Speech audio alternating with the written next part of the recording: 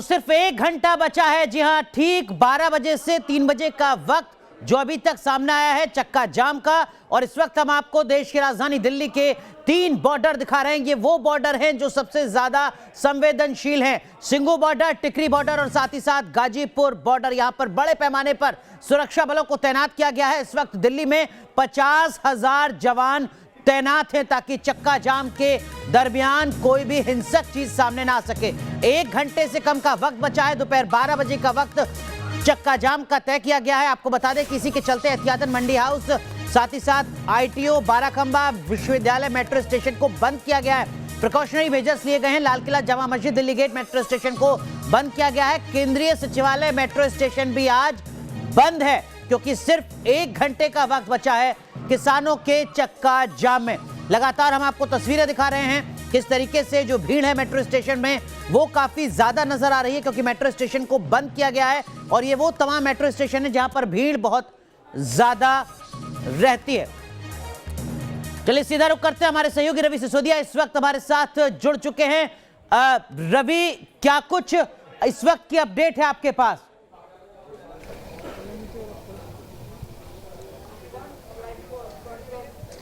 देखिए अनुराग, एहतियातन ये कदम उठाए गए हैं। जो मेट्रो स्टेशन है, जो लुटियंस दिल्ली में आते हैं, अगर बात करें केंद्रीय सचिवालय की बात करें, आईटीओ की बात करें, इनको एहतियातन बंद किया गया। यहाँ पे एंट्री और एग्जिट को बंद किया गया। हालांकि इंटरचेंज की जो सुविधा है वो होती रहेगी। अगर कोई यात्री अगर आ रहा है तो वो इंटरचेंज हो सकता है, लेकिन बाहर या फिर एंट्री एग्जिट नहीं हो सकती है।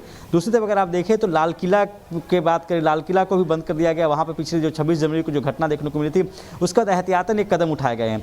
हालांकि किसान नेताओं की अगर बात करें तो उनकी तरफ से ये एलिगेशन भी लगाया गया था। जब मैंने उनसे पूछा कि आखिर क्या वजह है कि आप लोगों ने दिल्ली, उत्तर प्रदेश और उत्तराखंड में जो चक्का जाम उसका कार्यक्रम का आयोजन क्यों नहीं किया, तो उन्होंने कहा कि दिल्ली में साजिशन, सरकार को लेकर आरोप लगाया था कि दिल्ली में सरकार साजिश कर सकती थी और उनके पास ऐसे इनपुट थे कि उत्तर प्रदेश और उत्तराखंड में भी जो किसान हैं, जो उपद्रवी हैं, वो किसी भी आपराधिक घटना को अंजाम दे सकते थे। और यही वजह है कि इन लोगों ने दिल्ली, उत्तराखंड और उत्तर प्रदेश में चक्का जाम को कॉल नहीं किया गया था। जहां तक अभी की बात करें, फिलहाल एहतियातन कदम उठाए गए हैं। केंद्रीय सचिवालय की बात करें, आईटीओ की बात करें, मंडी हाउस की बात करें, इन तमाम मेट्रो स्टेशन के एंट्री एग्जिट को बंद किया गया है। जी बिल्कुल रवि, आगे भी आपसे हम तमाम अपडेट लेते रहेंगे। तो प्रिकॉशनरी मेजर्स लगातार यहां पर लिए जा रहे हैं। बड़ी कवरेज लगातार जारी है न्यूज नेशन की। हमारे सहयोगी रवि सिसोदिया बता रहे हैं कि किस तरीके के कदम यहां पर उठाए जा रहे हैं। इस बीच एक बड़ी खबर हम आपको बता दें। इस वक्त की बड़ी खबर चक्का जाम से जुड़ी सामने आ रही है। इस वक्त की बड़ी खबर आपको बता रहे थे कि दिल्ली पुलिस के जॉइंट सीपी का बयान सामने आया है। दिल्ली पुलिस की क्या कुछ तैयारियां हैं, इसको लेकर जॉइंट सीपी ने कहा है कि दिल्ली में इस वक्त पर्याप्त फोर्स तैनात है। संवेदनशील बॉर्डर पर भारी तैनाती की गई है। जैसा हमने आपको बताया कि 50,000 जवान इस वक्त दिल्ली पुलिस के तैनात है। दिल्ली के अलग अलग इलाकों में 125 ऐसे इलाके हैं जहां पर दिल्ली पुलिस विशेष सतर्कता बरत रही है। कुछ ऐसे पॉकेट्स आइडेंटिफाई किए गए हैं जिसमें कहीं ज्यादा हालात बिगड़ सकते हैं, जिसके चलते अतिरिक्त सुरक्षा बल की तैनाती है। क्या कुछ कहा है जॉइंट सीपी ने, सुनिए जरा। फोर्स की तैनाती की गई है। हम लोगों ने बेसिकली बॉर्डर इलाके जो संवेदनशील खासतौर पर बॉर्डर इलाके हैं उनको चिन्हित करके वहाँ पे डिप्लॉयमेंट की है। उसके अलावा जो बाकी बॉर्डर्स हैं जो चाहे इतने सिग्निफिकेंट ना भी हों, लेकिन वहाँ पे भी डिप्लॉयमेंट है एहतियात के तौर पे। और साथ में जो इम्पोर्टेंट, चूँकि चक्का जाम की कॉल है तो जितने भी हमारे इम्पोर्टेंट रोड्स हैं, जैसे रोड नंबर 56 है या NH24 है, विकास मार्ग है, GT रोड है, वजीराबाद रोड है, पुस्ता रोड है, ये तमाम रोड्स के ऊपर जो स्ट्रेटजिक लोकेशन है वहाँ पे भी डिप्लॉयमेंट की गई है। और जो जहाँ जहाँ भी फोर्स है तमाम एंटी राइट गियर के साथ इंतजाम किए गए हैं। और इसके अलावा जो बॉर्डर के ऊपर आप देख सकते हैं, यहाँ पे हमने इस किस्म की व्यवस्था की है, बैरिकेडिंग की है, ताकि किसी किस्म का इनग्रेस दिल्ली में ना हो सके। तो दिल्ली पुलिस के जॉइंट सीपी को आपने सुना। और इस वक्त क्या कुछ अपडेट, सीधा रुख करते हैं हमारे सहयोगी ज्योति तनेजा भसीन का। जी अनुराग, मैं इस वक्त आपको बता दूं, मैं इस वक्त यहाँ पर मौजूद हूँ और हर इलाके की जानकारी इस वक्त मेरे पास है। लेकिन सबसे पहले मैं अभी आपको गाजीपुर बॉर्डर की जानकारी दूंगी। ये देखिए, मैंने क्लिक किया गाजीपुर बॉर्डर पर और गाजीपुर बॉर्डर पर क्या हलचल है ये आपके सामने। गाजीपुर बॉर्डर पर भारी सुरक्षा के बंदोबस्त किए गए हैं, कंटीले तार लगाए गए हैं, कई लेयर की बैरिकेडिंग वहां पर की गई है। एक्शन क्या है? एक्शन ये है कि कीले और कई लेयर की बैरिकेडिंग है, पुलिस फोर्स तैनात है, दिल्ली पुलिस वहां पर तैनात है, लेकिन उसके साथ साथ पैरामिलिट्री फोर्स भी वहां पर मौजूद है।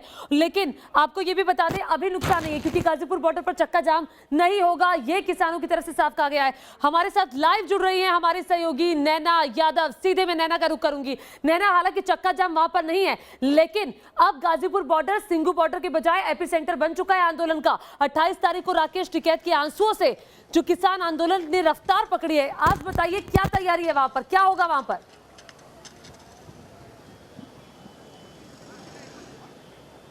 बिल्कुल ज्योति, ये स्पष्ट कर दिया गया है कि बिल्कुल भी यहाँ से किसी भी तरह का चक्का जाम नहीं होगा। जो नेशनल हाईवे 24 और नेशनल हाईवे 9 यानी कि ये वो इलाके हैं जो दिल्ली और यूपी को जोड़ते हैं। खासतौर से वीकेंड का वक्त है, सैटरडे का वक्त है, लोग ज्यादातर ये सोचते हैं कि वीकेंड है तो चलिए पास में हरिद्वार है, मथुरा की तरफ लोग रुक कर ले। लेकिन अगर आज लोग निकलने का सोच रहे हैं तो न्यूज नेशन पहले सचेत कर दे, आज निकलने का सोचिएगा मत, क्योंकि नेशनल हाईवे 24 हो या नेशनल हाईवे 9 ये पूरी तरह से बंद है। पुलिस से बैरिकेडिंग की हुई है। लेकिन अगर बात चक्का जाम की करें तो किसानों की तरफ से स्पष्ट कर दिया गया है, उत्तर प्रदेश और उत्तराखंड में किसी भी तरह का चक्का जाम यहां से नहीं होगा।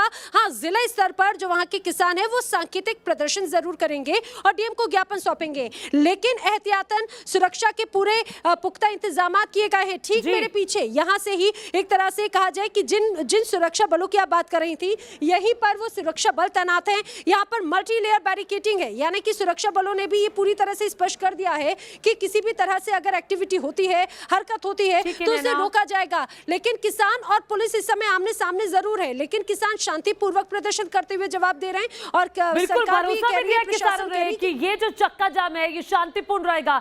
26 तारीख को जो हुआ वो चीज दोबारा ना हो, इसके प्रयास दिल्ली पुलिस भी कर रही है और हर राज्य की पुलिस कर रही है। लेकिन अभी मैं आपको सिंघू बॉर्डर लिए चलती हूँ। सिंघू बॉर्डर आपको बता दूं, हम चलेंगे गाजीपुर पर, शंभू बॉर्डर हम चलते हैं। शंभू बॉर्डर पर भारी सुरक्षा व्यवस्था है। शंभू बॉर्डर में आपको लिए चलती हूँ। ये देखिए शंभू बॉर्डर, पहले मैं सिंघू बॉर्डर चली गई थी गलती से। शंभू बॉर्डर पर भारी सुरक्षा बल की तैनाती वहां पर की गई है।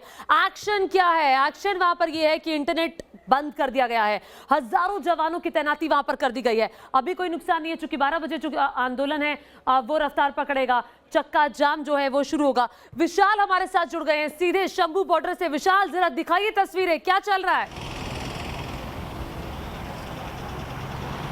बिल्कुल, अगर शंभू बॉर्डर की तस्वीरें दिखाऊं, मेरे पीछे आप देख सकते हैं ये नेशनल हाईवे है जो अमृतसर से अंबाला होते हुए दिल्ली जाता है।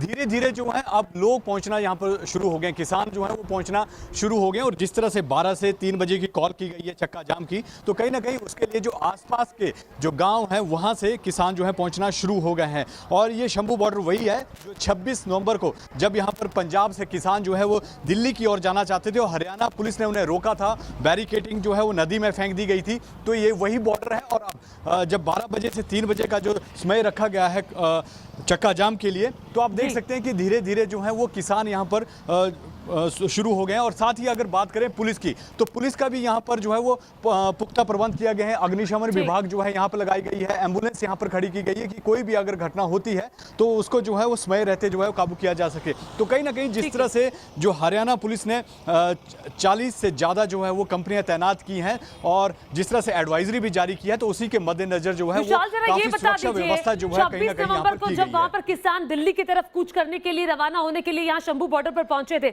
हमने देखा था पानी की बौछारें छोड़ी गई थी और वहां पर काफी सुरक्षा के बंदोबस्त किए गए थे। उस दिन में और आज दिन में सुरक्षा बंदोबस्त में कितना अंतर आपको दिखाई दे रहा है?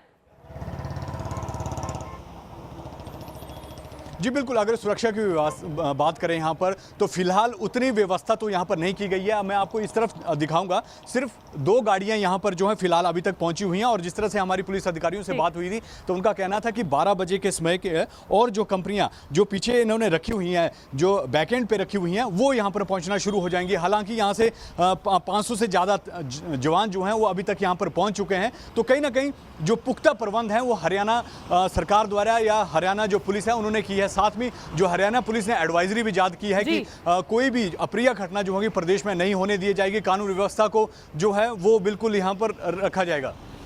ठीक है, बहुत बहुत शुक्रिया, आप हमारे साथ बने भी रहिएगा और जो भी अपडेट आएगा हम आप तक पहुंचाएंगे। लेकिन आपको बता दें, अभी हम शंभू बॉर्डर से विशाल से सीधे बातचीत कर रहे थे, अब सीधे अनुराग के पास चलते हैं। अनुराग बताएंगे आगे का हाल।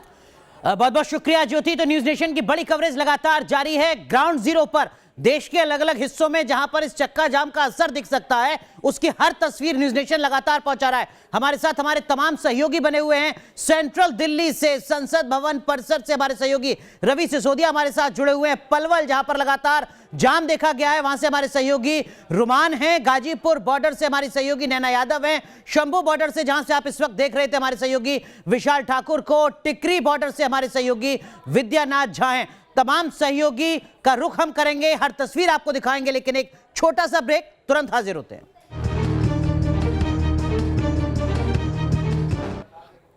तो 1 घंटे से कम का वक्त बचा है और सवाल यही कि चक्का जाम के नाम पर क्या कुछ होगा, सिर्फ दिल्ली नहीं बल्कि देश के अलग अलग हिस्सों में। ग्राउंड जीरो पर इस वक्त स्थिति क्या है, ये जानने के लिए सीधा रुख करते हैं हमारी सहयोगी ज्योति का। इस वक्त हम कंट्रोल रूम में और यहाँ पर सभी इलाकों की जानकारी आ रही है। अनुराग, अब पौना घंटा बाकी बचा है, 45 मिनट बाकी बचे हैं और चक्का जाम शुरू हो जाएगा। सबसे पहले पलवल की जानकारी आपको दे देते हैं। पलवल हरियाणा का इलाका है। पलवल, वहां पर इस वक्त क्या चल रहा है? देखिए, हरियाणा के पलवल में भारी सुरक्षा बल की तैनाती की गई है और आपको मैं ये भी बता दूं, इंटरनेट वहां पर बंद कर दिया गया है और इस वक्त हजारों की संख्या में किसान वहां जुट चुके हैं। चप्पे चप्पे पर नजर रखी जा रही है। तैयारी पूरी है, 12 बजे के लिए तैयारी पूरी है। कुछ देर पहले तस्वीरें हमने दिखाई थी, वहां पर हवन भी हो रहा था। अभी कोई नुकसान नहीं है, चूंकि 12 बजे का इंतजार सभी कर रहे हैं। और सीधे मैं आपको बता दूं, हम वहां से आपको लाइव रिपोर्ट भी दिखाएंगे। हमारे सहयोगी भी सीधे वहां से जुड़ने वाले हैं। रुमान हमारे साथ जुड़ चुके हैं, सीधे लाइव रुमान हमारे साथ जुड़ चुके हैं। रुमान, तस्वीरें जरा दिखाइए, क्या चल रहा है? देखिए, बिल्कुल तैयारियां शुरू हो चुकी हैं। लाउड स्पीकर शुरू हो चुका है। टेंट के नीचे किसानों का बैठना शुरू है। यहाँ पे लंगर भी शुरू हो चुका है। खाना बनना, केले बंटने शुरू हो चुके हैं और जो तमाम इलाके के जो किसान हैं वो धीरे धीरे करके जुट रहे हैं। बड़ी संख्या में आप देख सकते हैं, दूर तक जहाँ नजर जा रही है वहाँ तक किसान पहुँच चुके हैं और जल्दी यहाँ पर और भी ऐसा बताया जा रहा है।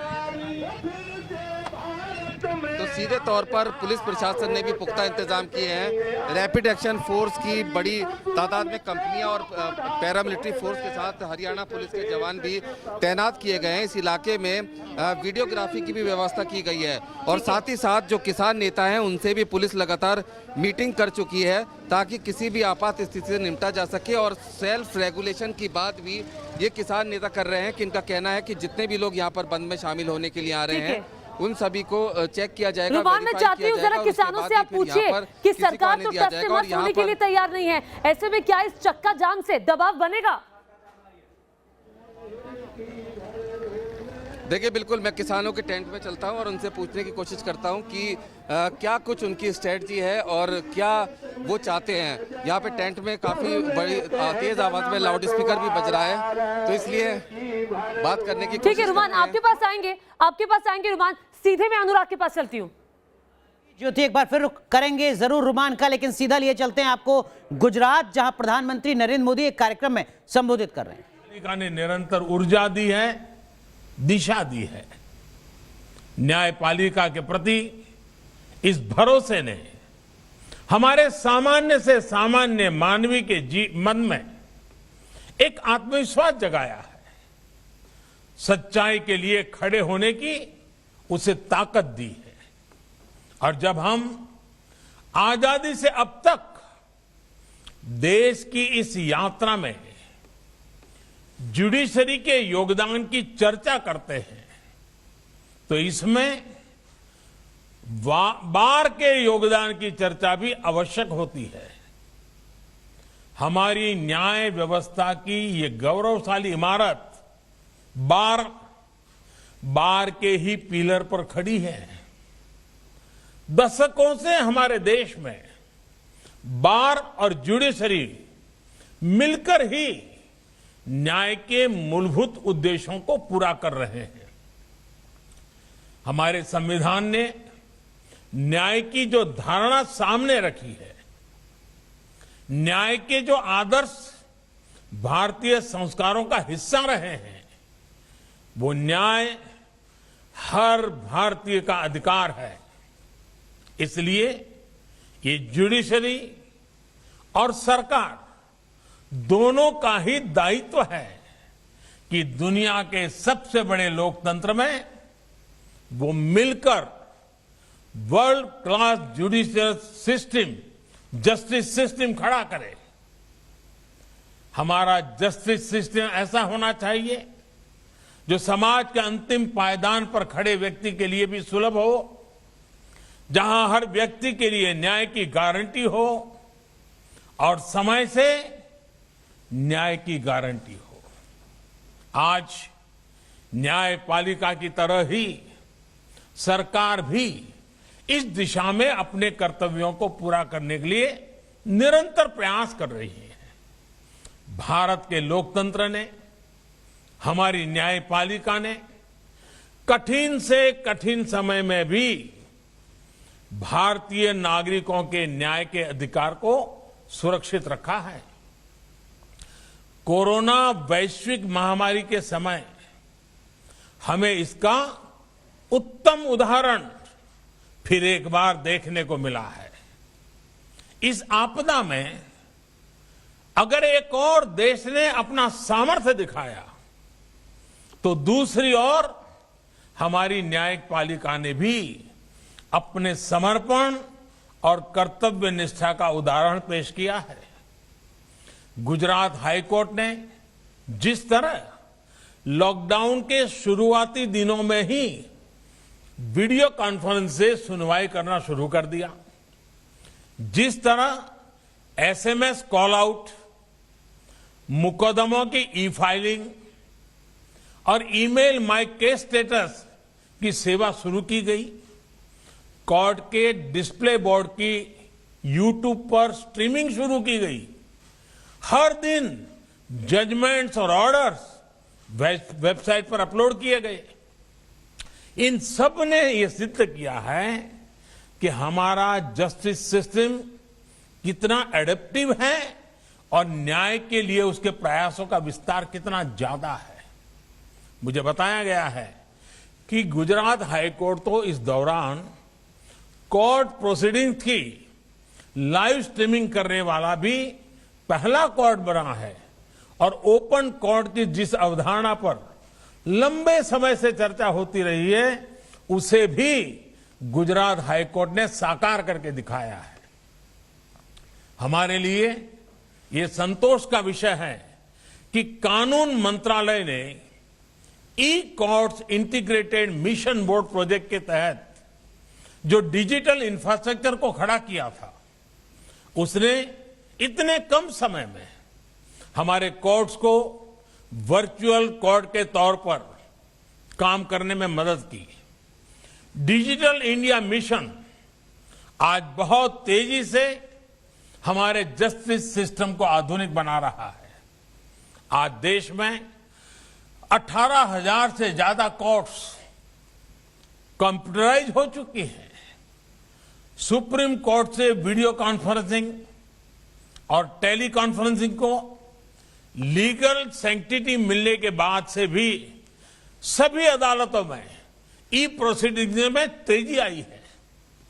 ये सुनकर हम सभी का गौरव बढ़ता है कि हमारा सुप्रीम कोर्ट खुद भी आज दुनिया में वीडियो कॉन्फ्रेंस के द्वारा सबसे ज्यादा सुनवाई करने वाला सुप्रीम कोर्ट बन गया है। दुनिया में हमारे हाई कोर्ट्स और डिस्ट्रिक्ट कोर्ट्स भी कोविड के टाइम में ज्यादा वीडियो कॉन्फ्रेंसिंग सुनवाई कर चुके हैं।